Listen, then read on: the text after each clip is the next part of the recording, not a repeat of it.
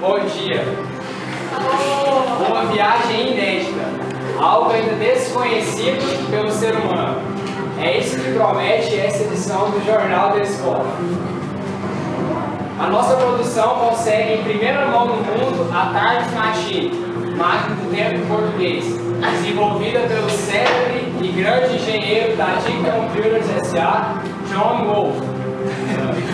Acompanhe-nos nessa incrível e imperdível viagem ao passado, para nós compreendermos como foram os anos de 2002 e 2003. Tudo isso através de uma experiência real e não apenas de leitura nos livros. A nossa equipe de reportagem, Caio Palazzi e Felipe Nunes, serão os responsáveis por nos conduzir até o passado. O que vocês esperam dessa experiência? Bem, Gabriel, eu espero trazer algumas notícias inéditas sobre o que os livros não trazem ou que os livros trazem, confirmando essa solicitação deles.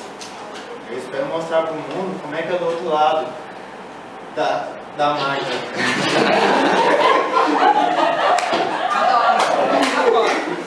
Com certeza vai ser uma experiência muito gratificante na área profissional de vocês. Mas agora, o nosso produtor vai colocar vocês na máquina do tempo. Primeiro vamos transportar vocês para o ano de 2002 e depois para o ano de 2003. Lembre-se que é igual das regras. Não, gente, não vai parar assim não. Lucas.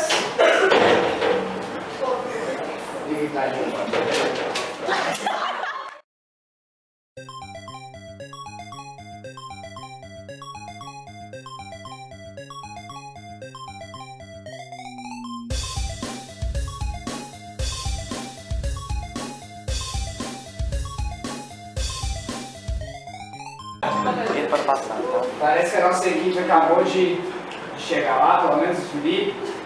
Vamos só aguardar alguns instantes para a gente colocar no Caio. Só alguns instantes.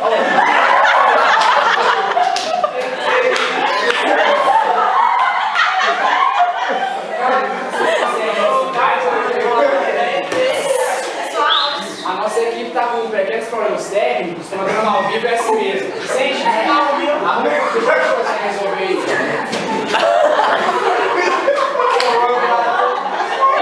Eu acho que agora o problema foi resolvido. Cara, você consegue me escutar? Demora um pouco para chegar. Sim, Gabriel. Então, como é que foi a viagem até o passado? Como vocês viram, foi meio conturbada essa mensagem. Deu para perceber mesmo que não foi muito calmo. Mas eu vejo que vocês estão em uma rua, o movimento é grande por aí, cara.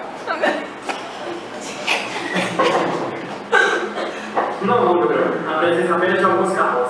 Acho que a gente tem nova glória. A situação não mudou muito hoje, porque já estamos sendo voltados, porque a situação é praticamente a mesma. Verdade. Mas brincadeiras à parte, Gabriel. A presença apenas de alguns senhores transitando. Então você poderia buscar uma entrevista com algum senhor que estiver passando pela rua para a gente poder compreender o Brasil neste período. Claro. Por favor. Nós somos do Jornal da Escola e nós viemos no ano de 2013. Eu queria lhe perguntar o que você está achando desse final do mandato de Fernando Henrique Cardoso e essa próxima eleição que está a vir. Como assim, 2013? É uma longa história, meu amigo. Nós temos um famoso engenheiro, John Wolfe, da DIC Computers S.A. Ele fez uma revolucionária máquina do tempo, mas é um outro assunto. Mas voltando, eu queria lhe perguntar como é que está sendo esse final do mandato de Fernando Henrique Cardoso e essa próxima eleição. O governo Fernando Henrique Cardoso foi um governo bastante estável, mas agora no final o governo dele está bastante conturbado, pois está voltando a inflação. E sobre as eleições, eu estou torcendo mais para o lado do PT, porque é um partido que defende mais os pobres, enquanto o lado do PSDB priva mais os ricos. Muito obrigado. E como vocês são 2013, vocês poderiam me falar como seria o resultado das eleições? Mas desculpe, é contra as regras ser spoiler. Spoiler? Que isso? É como se você estivesse assistindo um filme e ele contasse o final do filme. Seria desagradável, não é? Mas mesmo assim, muito obrigado pela sua participação no nosso programa. Por nada. E é assim, Gabriel. É assim que se encontra o nosso país no ano de 2002. Bem interessante essa experiência inicial, cara. Superou bastante as nossas expectativas. Porque uma visão real é muito mais profunda e significativa do que apenas de leitura. Eu te peço para você aguardar um pouquinho, porque daqui a pouco eu já vou estar com você, tudo bem? Só alguns instantes, eu já volto com você.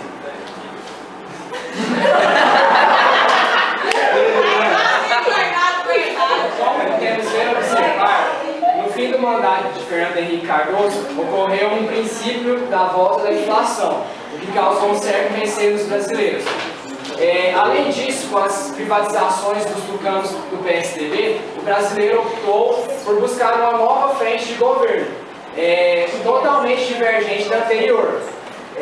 O governar para os pobres foi uma política, um fator decisivo para a vitória de Lula naquela campanha. E é um dos principais fatores que mantém o PT no poder até hoje. Por exemplo, a política de cotas e entre outras. Mas agora nós vamos voltar com o Caio, porque ele tem... O que você tem para nos mostrar agora, Caio? Bem, Gabriel, os livros nos dizem que o Brasil está vivendo um alto período de inflação e querem confirmar isso através de uma ideia de um consumidor. Só que dessa vez, não vamos falar que viemos do ano de 2013. Estamos aqui em frente ao mercado e vamos ver se damos com a sorte de achar um consumidor. Olha! Bom dia, meu senhor. Nós somos do Jornal da Escola e queremos perguntar para o senhor o que você acha dessa oscilação de preços na tabela que o Brasil está vivenciando agora, um período de alta inflação. Queria que você me desse uma ideia sobre isso. Bom dia. Nós como consumidores estamos muito temerosos em relação aos preços de cada produto, porque todos os dias que chegamos no mercado, os produtos ou estão mais baixos ou estão mais altos, nunca eles mantêm o mesmo preço. E também temos medo de o Brasil voltar àquele tempo em que a inflação atingia índices de mais de 2000% e os preços eles ficavam lá no céu. Muito obrigado. Tenha um bom dia. Obrigado. Bom dia. Como você viu, Gabriel, mais um ensinamento dos livros que está correto. É verdade, cara. De fato, isso foi uma época de receio por parte dos brasileiros. Mas você aguarda um pouquinho que a gente agora vai te transportar para o ano de 2003, tudo bem? Só vou pedir aqui para o nosso assistente transportar.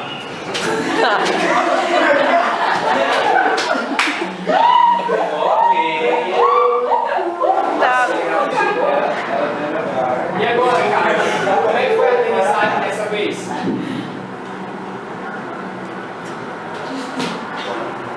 Bem, Gabriel, dessa vez a aterrissagem foi mais tranquila. Então, o que você tem para nos mostrar agora? Dessa vez agora vamos ter uma reportagem. Vamos tocar no interfone dessa pessoa para ver se ela pode dar uma entrevista. Bom dia. Bom dia. Somos do Jornal da Escola. O senhor pode nos receber para uma entrevista? Rapaz, voltei aqui, mas a segurança não está muito em alta atualmente. Então a gente pode fazer uma pequena pergunta para o senhor responder aí do interfone mesmo? Claro. O que o senhor acha da posse do presidente Lula e qual o rumo que o senhor espera do Brasil neste momento? Luiz Inácio Lula da Silva toma posse como 39º presidente brasileiro nesta quarta-feira em uma cerimônia com jeito de povo, na expressão usada pela cúpula do PT para definir as mudanças no cerimonial. O evento terá várias novidades, todas com o objetivo de vender a imagem de Lula como o presidente mais próximo do povo, em contraste com o intelectual Fernando Henrique Cardoso. O novo presidente deverá receber a faixa presidencial das mãos de FHC no parlatório, onde a cerimônia poderá ser vista pela multidão do lado de fora e não no Salão Nobre. Ainda que eleito, o novo presidente não conquistara boa parte do eleitorado do país, agora sob sua tutela presidencial, contrariamente ao que ocorrera nas eleições anteriores, em que a população apresentava um descontentamento generalizado com o governo Collor. Neste pleito havia muitos eleitores temerosos de que Lula, com suas ideias radicais, com um discurso inequívoco de teor socialista, ainda que amenizado por estratégias de marketing, pudesse subverter e relativa estabilidade vivida da nação como resultado da diplomacia governamental de seu antecessor. Temido por muitos por defender com veemência os interesses dos trabalhadores e por mostrar-se um radical sindicalista em toda a sua trajetória, o discurso de posse era ansiosamente esperado. A retórica presidencial precisaria atingir o auditório de modo a infundir tranquilidade sobre a manutenção dos valores democráticos, demonstrar competência e determinação de propósitos e ressaltar a palavra eficácia, característica primeira da retórica, como uma prova indiscutível da capacidade de gerir os problemas do país, sem demonstrar com atitudes radicais o que fora conquistado a duras penas no governo Fernando Henrique. Serra foi derrotado, mas sua sombra permanecia. O PT, partido do presidente, já gastara 5 milhões de reais. Como se soube depois, pode ter chegado a 15 milhões. Para contar com os serviços de Duda Mendonça, o mais expressivo marqueteiro do país,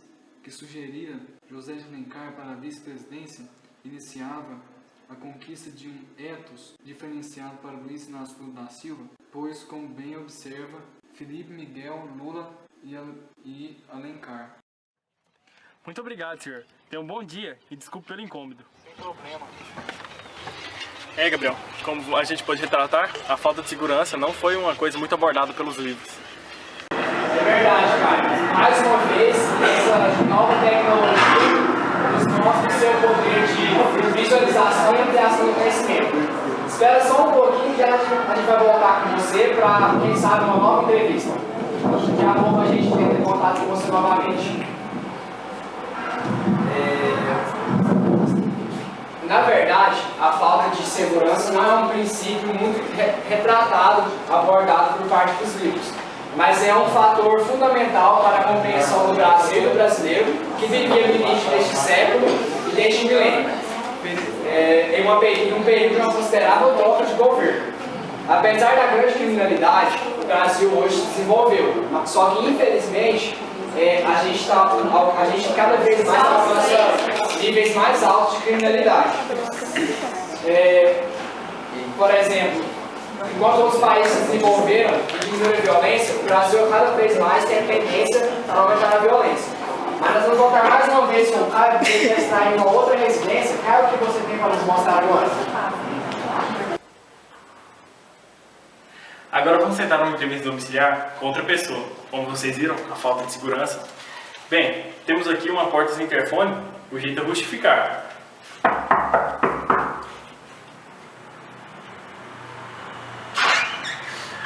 O que vocês querem? Fala logo que eu tô vendo o jogo Corinthians. Bem, a gente queria fazer uma matéria sobre essa grande final. Entra aí, ou vocês verem o Corinthians sendo campeão. Ajeita no peito, vai pra cima dele. O Fabiano Rogério tenta, faz o domínio. Tocou pro meio. O Corinthians toca, os jogadores do Corinthians ficam pedindo pra torcida gritar, o toque de bola. Gol! Corinthians! Corinthians, minha vida! Corinthians, meu amor! Vai, Corinthians! Te falei que o Corinthians era campeão! Campeão 2003! Tira desse time! Olha que ideia! Que golaço! Que golaço! Olha que golaço! Golaço! Seu bola é bem do Corinthians! Isso que é golaço! Estourou de cabeça, ele vira na linha de trás. Joga demais, joga demais, joga demais! Deu um tapa na bola, correu pro abraço. 3-2, Corinthians repete o placar, faz 6-4, o Corinthians botando a mão no título. 3-2. Joga demais, joga demais, joga demais! Jorge Wagner no segundo dele no jogo. A bola vai terminar, pegou a bola e Campeão! Campeão! Campeão! Campeão 2003! Campeão! Parabéns, corintiano. É contra as regras ser spoiler, né? Mas em 2009 o Corinthians vai rebaixar para a Série B. Em 2013 ele vai perder de 4-0 para a Portuguesa. Qual é, mano? Tá tirando? Tá tirando? Tá tirando?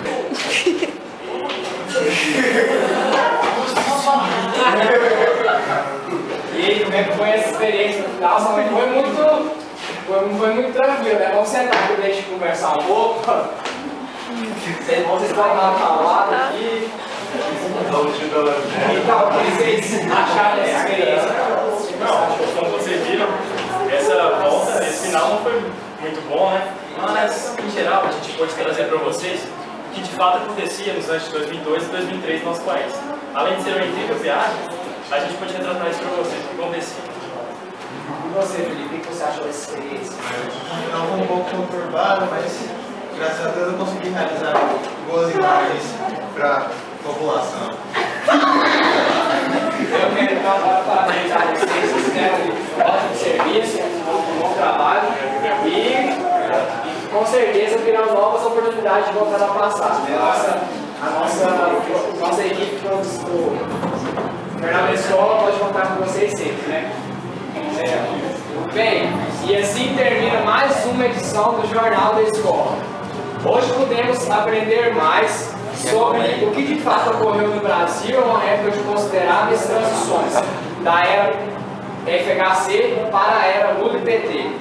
E será assim, unindo tecnologia à comunicação, que nós buscaremos a cada dia informar melhor vocês, o nosso querido público que nos acompanha a cada edição e que também é responsável por nossas notas.